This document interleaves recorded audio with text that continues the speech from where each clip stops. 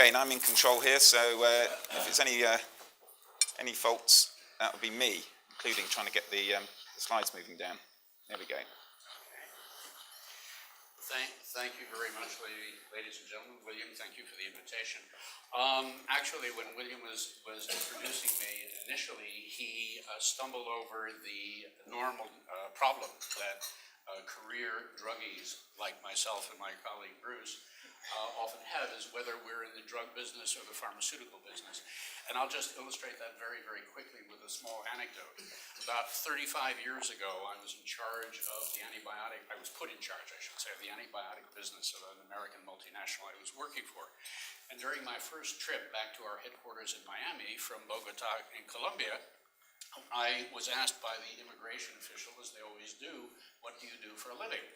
And I said, I'm in the drug business. After the ensuing deconstruction of my luggage and an invasive body search, I decided that that was not the best approach to take.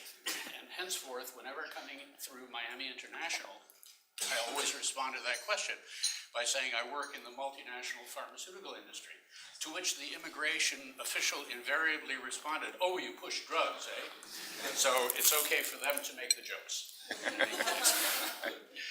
So Stravencon, as you heard from William, was founded actually not quite 10 years ago. It was founded in late 2006, specifically with the objective of being a fully integrated, if virtual, pharmaceutical company, supplying primarily injectable products to the European hospital market, but having those products manufactured in China. My colleagues and I came to the conclusion that China would be a very good source for those products, primarily for a number of reasons of comparative advantage in terms of the pharmaceutical technology that had long been one of the strengths of the Chinese pharmaceutical industry. But it was also quite contrarian, because the idea of bringing in finished pharmaceutical formulations, pills, injections, or whatever, from a Chinese manufacturer was actually viewed as being very difficult to impossible, and that view was also held by some of the senior executives of the Chinese industry itself.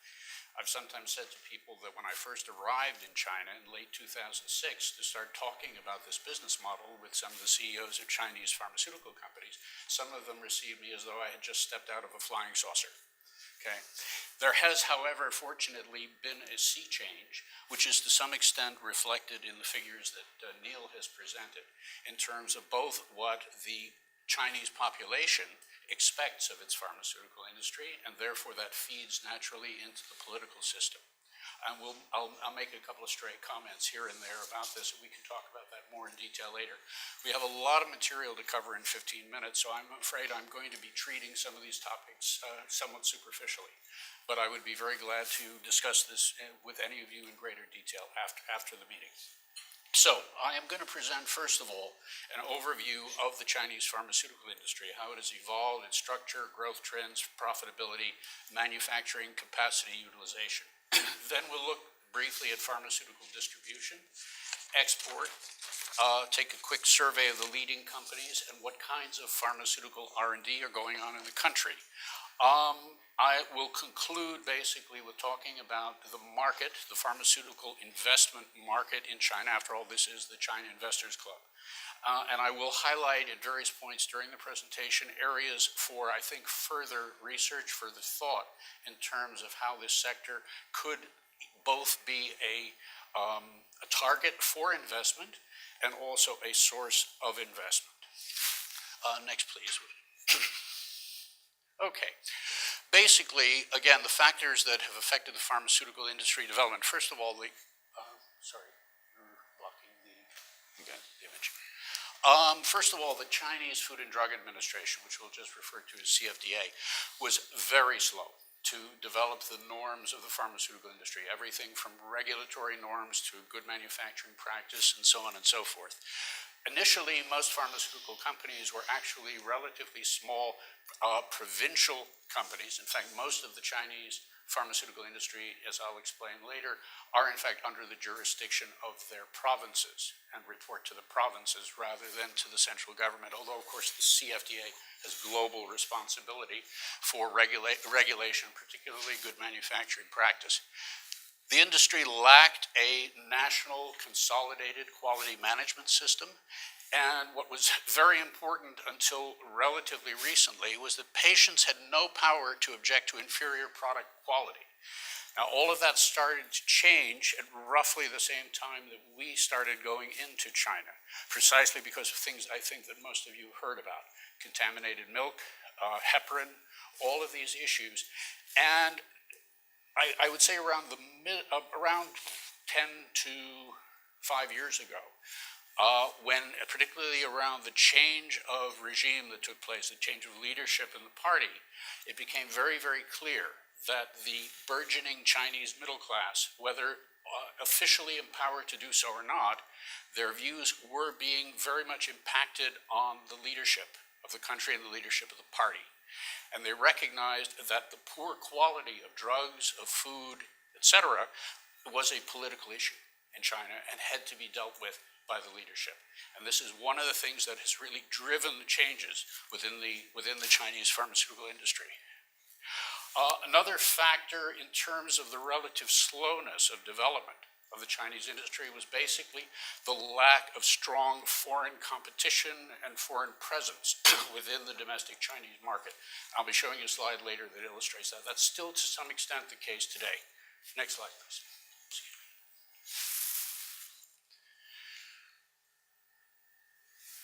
So starting in the mid-90s, the CFDA began to introduce new regulations.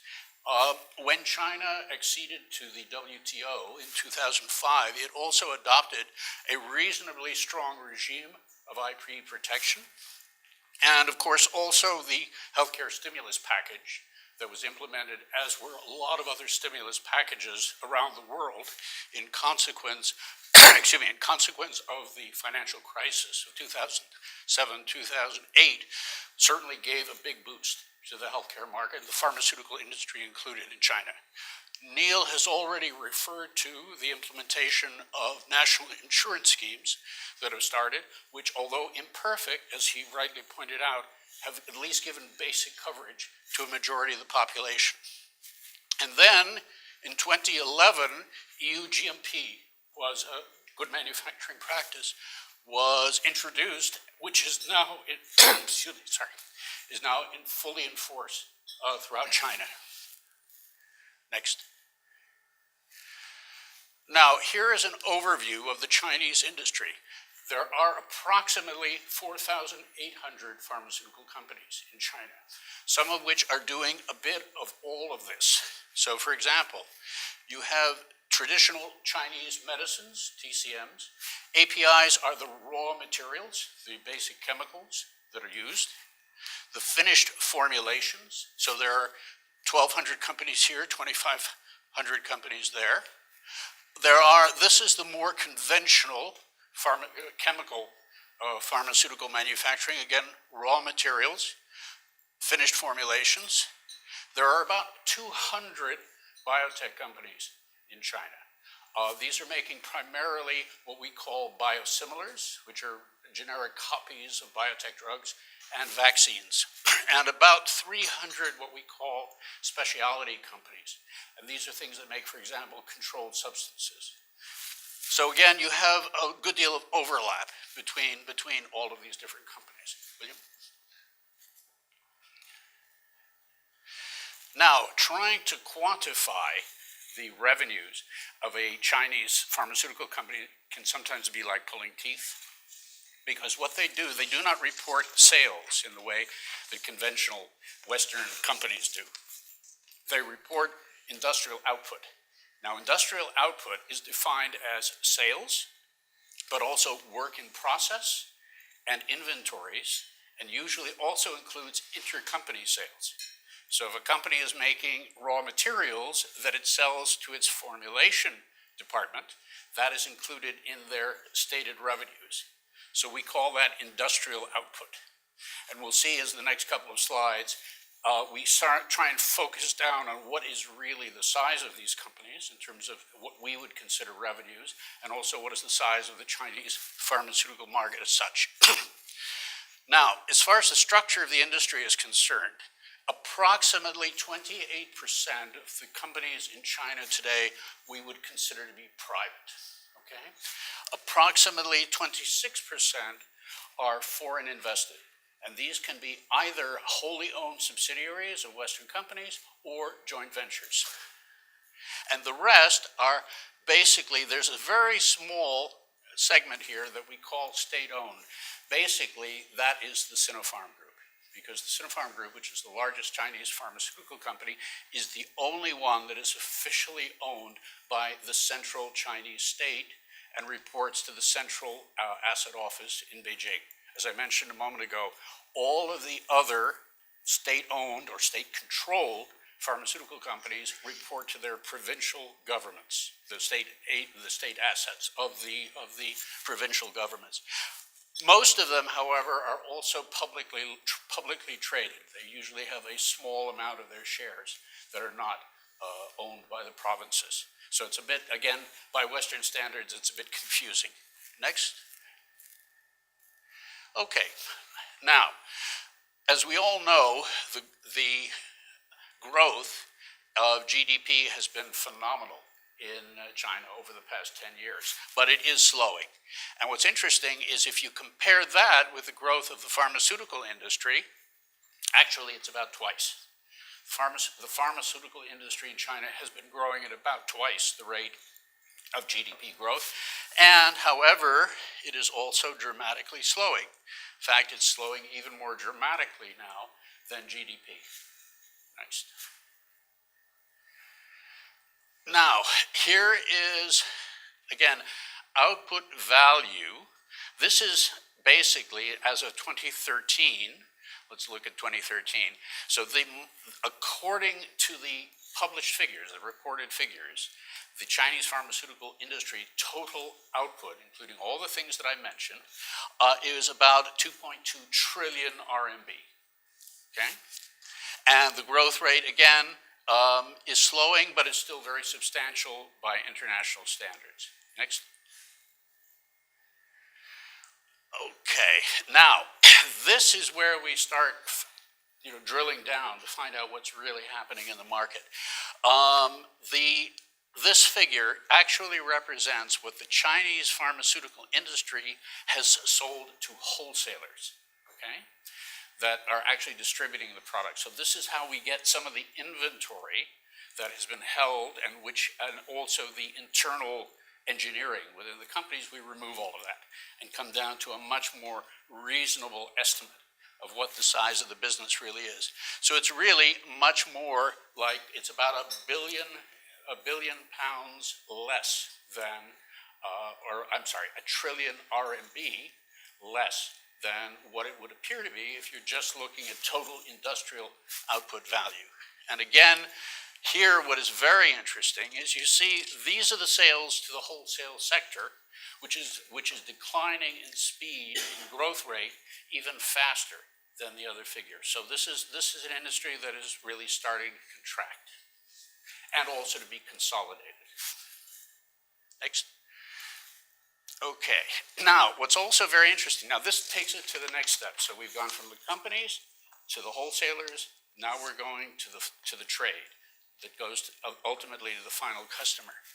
And what you observe here, again, lower figures, but also the distribution. And this is something that I think our friends in Glasgow need to keep in mind. This is a very important factor as far as the healthcare system in China is concerned. 70% of the drugs which are dispensed in China are still being dispensed through hospitals, okay? Not through retail pharmacies. This is exactly the opposite of what you have in most developed economies. Okay? And it is also our information. We haven't conducted a scientific survey, but our information is it is a source of significant discontent with the healthcare system in China because it's also a locus of significant corruption. There are a lot of hospitals and doctors who work in hospitals depend very heavily on the sale of drugs from hospitals to private individuals who normally in our societies would buy their drugs in retail pharmacies and would probably have a large number of those reimbursed. And in these places, sometimes they pay full price. So this is something that I think if you continue your study, Neil, that this would be something for you guys to focus on. Next. Now, China, one thing I didn't mention earlier, is even though when we started working with the Chinese, they, on finished formulation import into Europe, already, and this was very contrarian, as I said, but what was not contrarian was raw materials. The Chinese have dominated the global raw material market in pharmaceuticals for a long time. And you can see this on this slide. This is essentially all of the exports, and you can see about 65% of them are raw materials exports. What's not included in here are other chemical ingredients, which are considered part of this market. If you look at finished formulations, it's actually only 5% of total pharmaceutical exports from China. So again, and this is one of the reasons, again, that we in my company, we have focused on this particular part of the market, because this is a huge potential area for growth in the future. Next. Now, the other interesting thing, sometimes some of the partner companies we deal with ask us, do your suppliers have adequate capacity? Well, look at this. Roughly 4,800 companies, this is the total estimated capacity in different product formulations. And look here at the capacity utilization. This is a significantly underutilized industry in China. What it also does is it reflects a very significant element of additional construction, which has gone on in the Chinese industry, infrastructure redevelopment, which has taken place during the past 5 or 6 years. So again, significant area for future growth. Next. Now, industrial profitability, again, as defined not as a ratio to conventional Western ratio to sales, but a ratio to industrial output. So if we wanted to redo this as a ratio to sales, it would probably be something in the vicinity of 5 to 6%. And again, growth is declining across the board. Next. Okay, these are the top 20 companies. There are two things just to emphasize here. First of all, is the top 20 in China are primarily Chinese, okay? Very unusual for global markets. The big multinationals do not play a very significant role in the Chinese pharmaceutical market today, which again creates opportunities potentially for other players, including smaller ones. You can see basically the only big company, international companies are Sanofi and Janssen in the top 20. Harbin is a company, a Chinese company, which has had a significant investment in the past from European private and American private equity, but it is still a Chinese-controlled company. The other thing that's important, you can't, it's cut off here on this slide. Can we, is it possible? Sorry, we might lose that. Okay, never mind. Thank you, sir. Basically, if you look at the world market, the global pharmaceutical market, and the top 20 companies control almost 70% of the market. The corresponding figure in China is only 23%. Okay? So it is a much more fragmented market, and it is a market in which the big boys, the big multinationals, play a relatively unimportant role. Next. Okay, what's also interesting is if you look at the R&D, which the industry is doing, and you compare this slide with the previous slide, you only see basically two companies from the top 20 that factor in the top 12 in terms of R&D. So what does that tell you? First of all, there's not a lot of R&D going on in China, at least in the pharmaceutical industry.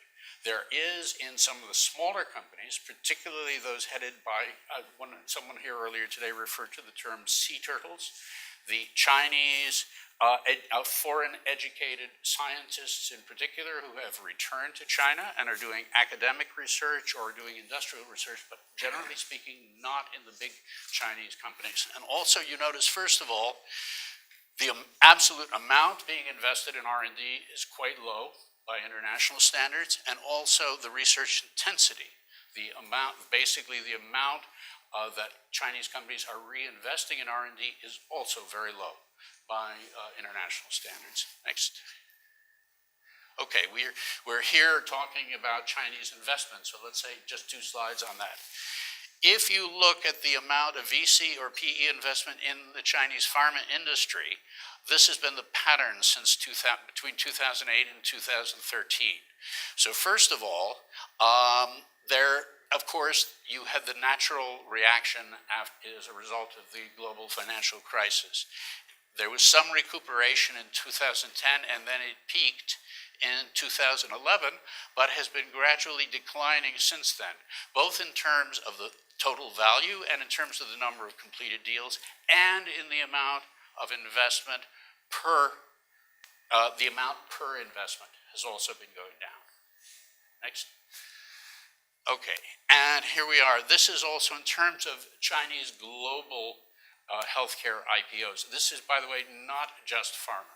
As far as I know, it's also med device and med tech, other such things. As you can see, it was from a low of only 5 public listings in 2008, generating about 22 million per. Again, up in 2010, down in 2011, and continuing down, so that in 2013, again, there were only 5 public listings. And when we say public listings, it's everything. So it's the 3 major Chinese exchanges, NASDAQ, NYSE, and AIM, all inclusive. So in fact, there is at the moment a downward trend. So again, I think we can see here there are a lot of opportunities to get in, to invest in the Chinese pharma sector, and to basically continue the work that some of us have done to integrate the Chinese pharmaceutical industry into the global market. Thank you. Thank you very much. So just exit this and come on to our last presentation from Simon.